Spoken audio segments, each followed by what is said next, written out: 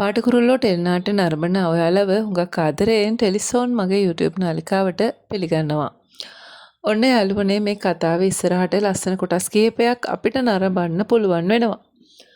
මොකද කෙල්සි දැන් මේ වෙලාවේ ප්‍රශ්න විසඳන්න මකට බහැලා ඉන්නේ. මොකද කෙල්සිටත් පේනවා මේ වෙලාවේ කොයිතරම් දුකෙන්ද තමන්ගේ මල්ලි ඉන්නේ කියලා. ඉතින් මෙන්න මේ ප්‍රශ්න විසඳන්න නම් අනිවාර්යයෙන්ම පවුලක් විදිහට මැදිහත් වෙලා එකින් එක විසඳ ගන්න ඕනේ. ඒ වගේම තමයි මේ පවුලට නුරන් සම්බන්ධ වෙන්නේ කෙල්සි නිසානේ.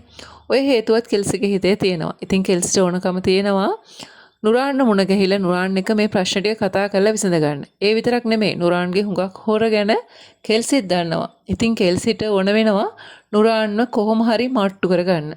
මොකද නුරාන්ව අල්ලගත්තොත් මේ හැම දෙයක්ම ලියා ගන්න පුළුවන් කියලා කෙල්සි මේ වෙලාවේ දන්නවා.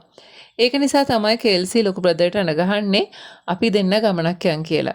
ඇත්තටම කෙල්සිට උමනා වෙන්නේ කොහොම හරි මේ ප්‍රශ්න ටික ලියා ගන්න.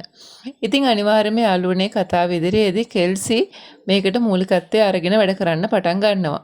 මොකද මේ වෙද්දී හැම දෙයක්ම තනියම විඳගෙන තමයි වැඩට යන්නේ කෙවින්. මොකද කෙවින් ඔෆිස් ගියාට කෙවින්ගේ හිත ඇතුලේ තියෙන ප්‍රශ්න ඔක්කොම හංගගෙන කම්පැනි දියුණු කරගන්න උවමනාව නිසා කෙවින් හැසිරෙනවා.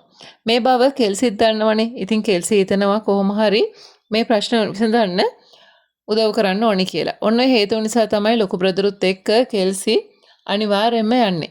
ඉතින් අපිට කතාවේ ලබන සතියේදී බලා ගන්න පුළුවන් වෙනවා මෙන්න මේ විදිහට යන කෙල්සිට මොකක් හරි පටක් පෑදෙනවා. ඒ කියන්නේ නුරාන්ගේ පුංචි හරි අඩුපාඩුවකින් මේ හැම දෙයක්ම ටිකෙන් ටික විසඳ ගන්න පුළුවන් ක්‍රමයක් කෙල්සි හොයා ගන්න පුළුවන් වේවි. ඇත්තටම එහෙම නොවොත් ඉන්නම් මේ ප්‍රශ්න ටිකෙන් ටික විසඳ ගන්න පුළුවන් වේවි නේද? ඔයාලත් මේ වීඩියෝ එකට කැමති නම් ලයික් එකක් දාලා කමෙන්ට් කරන්න. ඒ වගේම channel එක subscribe කරලා නැත්නම් මතක ඇතුව channel එක subscribe කරන්න. තවත් මේ වගේම ලස්සන වීඩියෝ එකකින් හම්බෙමු.